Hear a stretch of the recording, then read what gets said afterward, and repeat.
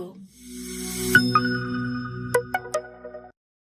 ચાલો હવે આગળ વધીએ તો હવે આપણી પાસે આવે છે દાખલા નંબર 10 અને 10મો દાખલો આપણા માટે જરા કામનો છે, ધ્યાન રાખજો. ચાલો રકમ જુઓ, શું આપી છે 10મા દાખલાની રકમ. એક ઉત્પાદક XYZ એમ 3 પ્રકારના માલનું ઉત્પાદન કરે છે. બરાબર છે, 3 પ્રકારના માલનું ઉત્પાદન કરે છે. તે તેમનું 2 બજારમાં વેચાણ કરે છે અને વાર્ષિક વેચાણનું કોષ્ટક તમને આપ્યું છે. બજાર 1, બજાર 2, ઉત્પાદન XYZ અને કેટલું વેચાણ છે તે. હવે 2 દાખલા છે. પહેલો, જો XYZની નંગ દીઠ વેચાણ કિંમત ₹2.50, ₹1.50, ₹1 હોય તો શ્રેણિક બીજગણિતની મદદથી પ્રત્યેક બજારમાંથી થતી કુલ આવક શોધો. આ પહેલો સવાલ છે, કુલ આવક.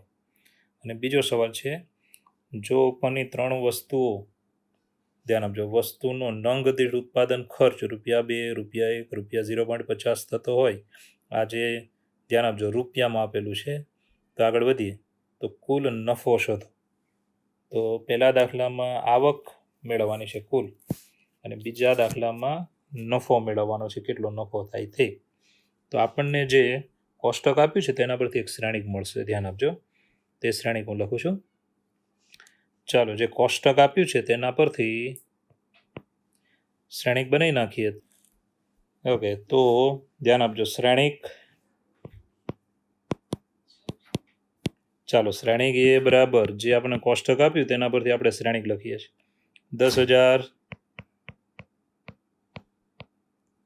2,000, 18,000, પછી 6,000,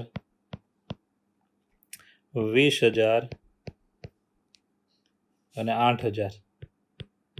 ચાલો, જે કોષ્ટક છે એના પરથી આપણે શ્રેણિક બનાવી નાખ્યું છે, બરાબર. એમાં ઉત્પાદન, ધ્યાન આપજો, ઉત્પાદન X, Y અને Z છે, અને બજાર છે 1 અને 2. ચાલો, હવે પહેલા દાખલામાં જઈશું, ધ્યાન આપજો. હવે એમાં છે ને આપણે શું મેળવવાનું છે, તો બીજગણિતની રીતે, શ્રેણિક બીજગણિતની રીતે કુલ આવક મેળવવાની છે. હવે વેચાણ દીઠ, ધ્યાન આપજો, કેટલા રૂપિયા મળે છે, નંગ દીઠ વેચાણ કરીએ તો કેટલા રૂપિયા મળે છે તે આપ્યું છે તમને. તો તેનો શ્રેણિક એક અલગથી બનશે, બરાબર છે, જેને આપણે નામ આપી દઈએ શ્રેણિક બી. ચાલો, શ્રેણિક બી કે જે નંગ દીઠ વેચાણ કિંમત છે કે 2.50,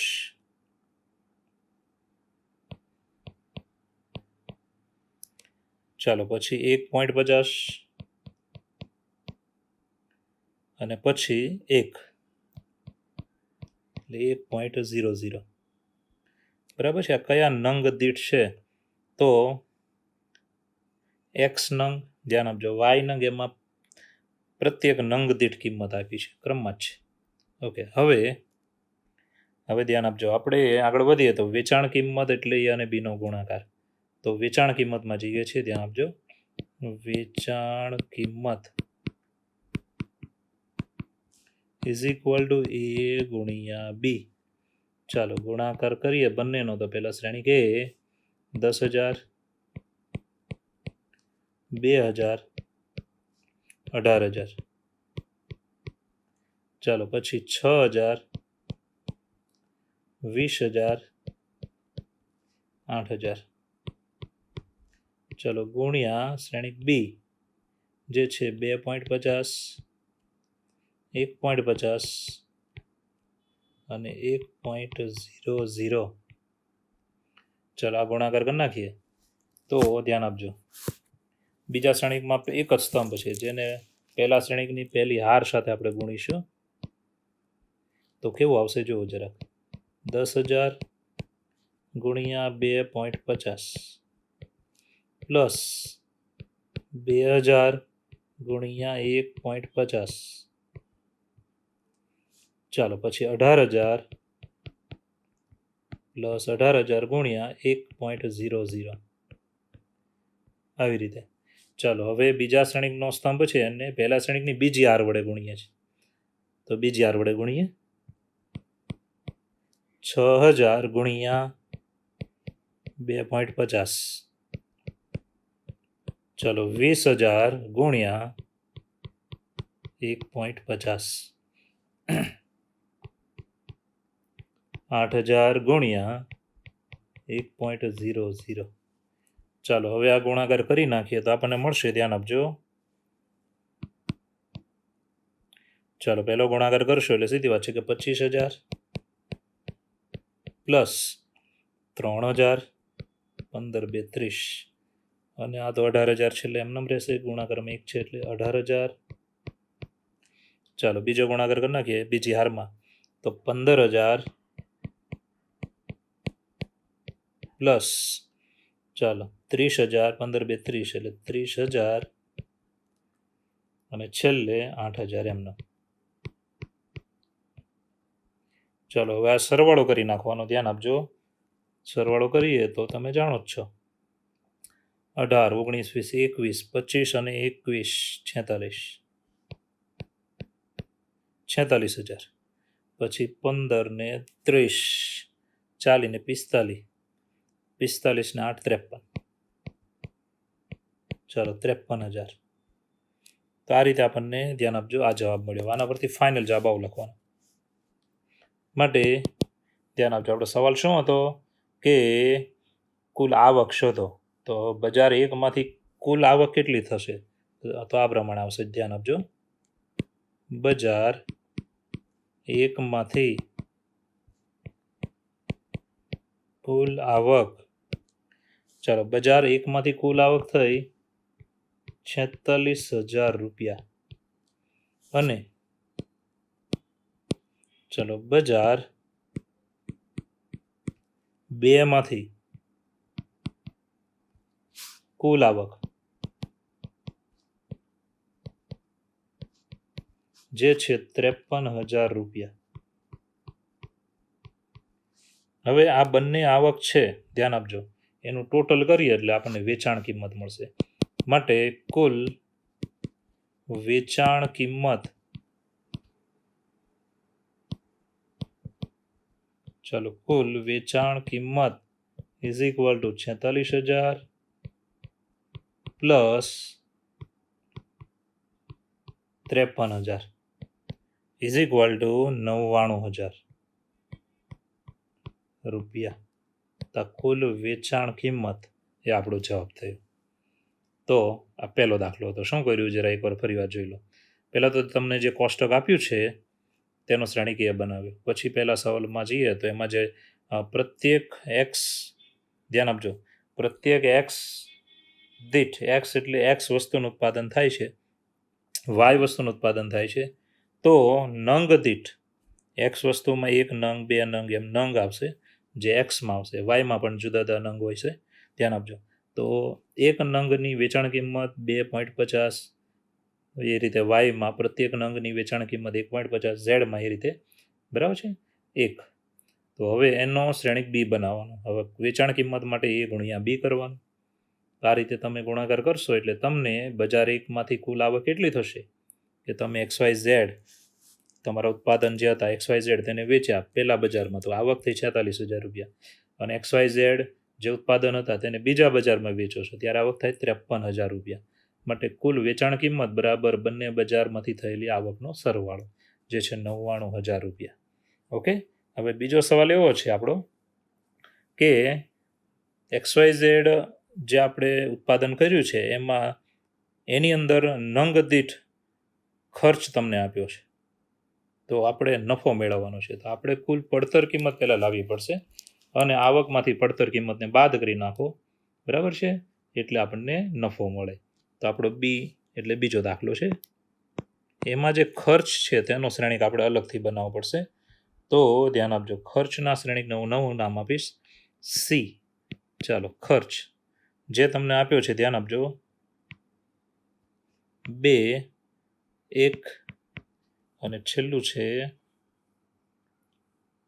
0.50.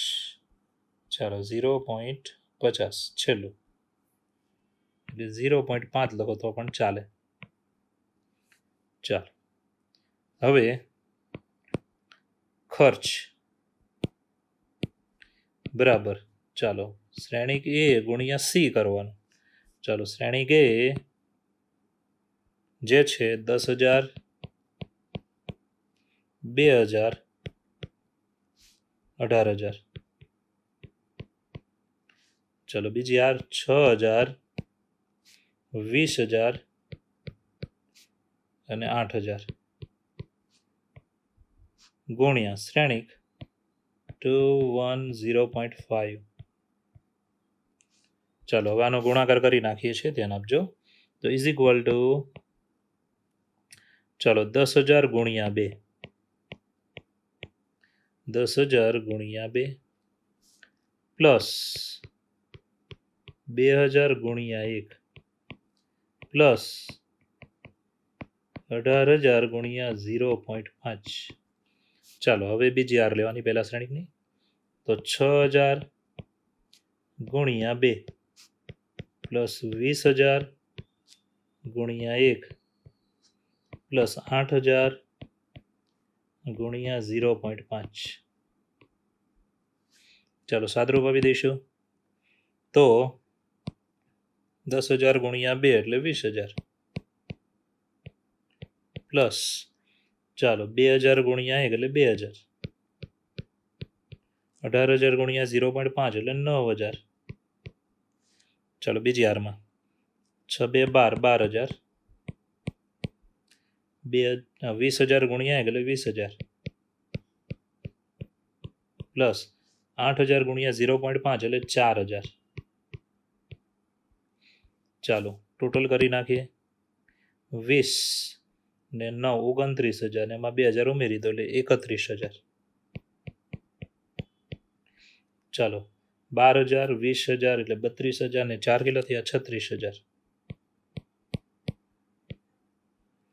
ચાલો આ તમને ખર્ચ મળશે. હવે આ બંને ધ્યાન આપજો, બજારનો ખર્ચ છે અલગ અલગ, તો આપણે એનો સરવાળો કરીશું. માટે કુલ ખર્ચ ઇઝ ઇક્વલ ટુ 31,000 પ્લસ 36,000 જે થયા 67,000 રૂપિયા. માટે હવે ફાઇનલ જવાબમાં જઈએ. કુલ નફો ઇઝ ઇક્વલ ટુ, ચાલો વેચાણ કિંમત માઇનસ મૂળ કિંમત અથવા તમે પડતર કિંમત એ કહી શકો છો. તો ખાસ ધ્યાન રાખજો, વેચાણ કિંમત માઇનસ મૂળ કિંમત. ચાલો હવે વેચાણ કિંમત આપણી આગળ હમણાં જ આવી ગઈ હતી, તમને યાદ હશે પહેલા દાખલામાં, જે હતી 99,000 માઇનસ એની જે મૂળ કિંમત અથવા પડતર કિંમત થાય છે 67,000. રેડી? બાદ કરી નાખીએ તો આપણને મળે છે 32,000 રૂપિયા. તો આ છે કુલ નફો, જેને કહેવાય ચોખ્ખો નફો. તો બહુ ઇઝી દાખલો છે, જે તમે આરામથી ગણી શકો છો, કોઈ અઘરી વાત છે નહીં. બરાબર છે? હવે આગળ વધીશું. તો ચાલો નવા દાખલાની રકમ જુઓ. તો દાખલા નંબર છે 11, 11મો દાખલો. બરાબર છે? જે સારો છે, પૂછાય તેવો છે જ. તો 11મા દાખલામાં પહેલાં તો રકમ હું વાંચું છું, તમે જુઓ. શું આપ્યું છે કે જો એક્સ ગુણ્યા શ્રેણિક બરાબર એક શ્રેણિક છે, એક્સ ગુણ્યા શ્રેણિક બરાબર એક શ્રેણિક છે, તો શ્રેણિક એક્સ શોધો. ઓકે, તો સૌપ્રથમ શું કરવાનું? તો આપણને જે આપ્યું છે તે જોવાનું કે ચાલો શ્રેણિક સમીકરણ આપ્યું કહેવાય તો એક્સ ગુણ્યા શ્રેણિક છે 1 2 3 4 5 6. આ જે શ્રેણિક છે ને તમે જોઈ શકો છો, 2 હાર અને 3 સ્તંભ છે, 2x3 છે. ચાલો ઇઝ ઇક્વલ ટુ જમણી બાજુનો શ્રેણિક -7 -8 -9 2 4 6. હવે જમણી બાજુનો શ્રેણિક છે એમાં પણ 2 હાર અને 3 સ્તંભ છે. ઓકે, આવી રીતે સમીકરણ આપ્યું હોય ને ત્યારે તમારે યાદ રાખવાનું કે ડાબામાં ગુણાકાર ક્યારે વ્યાખ્યાયિત હોય? તો એક્સ શ્રેણિક જે એક્સ છે તેમાં સ્તંભ અને એની બાજુમાં ગુણાકારમાં શ્રેણિક છે તેની હાર સમાન હોવી જોઈએ. તો એ શ્રેણિકમાં તમે જોઈ શકો છો 2 હાર છે, માટે શ્રેણિક એક્સમાં સ્તંભ તમને મળી જશે આ જે છે તે હાર છે તે આમાં સ્તંભ થઈ જાય, સ્તંભ. અને જે જમણી બાજુ શ્રેણિક આપ્યો છે તેમાં જોવાનું, તેની જે બે હાર છે, આ બે હાર, તે શ્રેણિક x માટે હાર થઈ જાય. એટલે આ રીતે તમારે યાદ રાખવાનું રહેશે. બરાબર? ચાલો, ગુણાકારમાં હોય એટલે બીજાના સ્તંભ એ પહેલાની હાર હોય, સોરી, પહેલાના સ્તંભ એ બીજાની હાર હોય, એમ ડાયરેક્ટ યાદ રાખવું સારું પડશે. શું કીધું ફરી વાર? કે બે શ્રેણિકનો ગુણાકાર હોય તો પહેલા શ્રેણિકના સ્તંભ બરાબર બીજાની હાર. એટલે તમે જોઈ શકો મેં સ્તંભ લખ્યો છે, આ સ્તંભ લખ્યો. હવે જે જવાબમાં જે શ્રેણિક આવે છે ને તેમાં જેટલી હાર હોય ને એટલી જ હાર અહીંયા એક્સમાં આવે.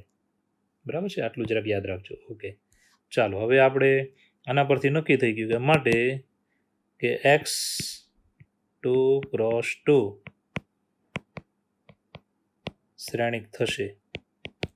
એનો મતલબ બે હાર અને બે સ્તંભનો શ્રેણિક થશે. બે હાર અને બે સ્તંભ. તો હવે ધારી લઈએ છીએ. ધારો કે ચાલો, શ્રેણિક x બરાબર છે આપણી પાસે બે હાર અને બે સ્તંભ, આપણે જાતે ધારવાના, ABCD છે. ઓકે, હવે આપણે આ શ્રેણિકને લઈને આપણે મૂકી દઈશું, આગળ ધારેલો શ્રેણિક, ધ્યાન આપજો. તો સમીકરણમાં મૂકી દઈએ તો કઈ રીતે આવે તે જુઓ. માટે સમીકરણ કેવું આવ્યું? એક્સની જગ્યાએ લઈએ તો ABCD બરાબર ગુણ્યા શ્રેણિક 1 2 3 4 5 6, ચાલો, ઇઝ ઇક્વલ ટુ શ્રેણિક -7 -8 -9 2 4 6. ચાલો, હવે આગળ વધીએ. ચાલો, ડાબી બાજુમાં ગુણાકાર તમને બધાને આવડી ગયો છે, ગુણી નાખીએ છીએ. બીજા શ્રેણિકમાં પહેલો સ્તંભ લઈને અહીંયા ગુણીએ, a ગુણ્યા 1 એટલે a પ્લસ 4b. બરાબર? ચાલો, હવે સી બીજી હાર લઈશું, c પ્લસ 4d. ચાલો, બીજા શ્રેણિકમાં હવે બીજો સ્તંભ લેવાનો, 2a પ્લસ 5b, પછી 2c પ્લસ 5d. ચાલો, આગળ વધીએ. હવે બીજા શ્રેણિકમાં લેવાનો ત્રીજો સ્તંભ કે 3a પ્લસ 6b. ચાલો, 3c પ્લસ 6d. આવી રીતે જમણી બાજુ જેમ છે તેમ જ, -7 -8 -9 2 4 6. ચાલો, હવે સરખાવી દઈશું, ધ્યાન આપજો. જરૂર પૂરતું સરખાવો તો પણ ચાલશે. તો માટે પહેલું પર સરખાવીએ તો a plus 4b is equal to -7. ચાલો, આને સમીકરણ નંબર 1 આપીશું. આગળ વધીએ. હવે એની પછીનું સરખાવી દઈશું, ધ્યાન આપજો કે 2a plus 5b is equal to -8. ચાલો, આનો નંબર આપીશું બીજો. રેડી? હવે આગળ વધીએ તો ચાલો, હવે c વાળું એકાદું સરખાવીએ, બીજી હારમાં જુઓ તો c plus 4d is equal to 2. ચાલો, આને નંબર આપી દઈશું 3. અને છેલ્લું એની બાજુનું લઈ લો, 2c પ્લસ 5d બરાબર 4. તો આને નંબર આપી દઈશું 4. ચલો, હવે ઉકેલવાનું રફમાં અને સીધા જવાબ જ આપણે બનાવવાના. તો સમીકરણ 1 અને 2 ને ઉકેલતા,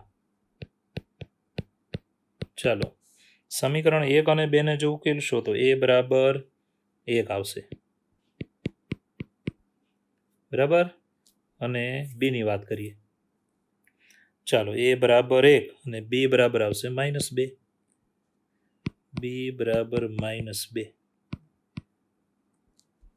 ચાલો, હવે જોઈ શકો છો. બરાબર? તમે રફમાં આરામથી ઉકેલી શકો તેટલું સહેલું છે. ચાલો, સમીકરણ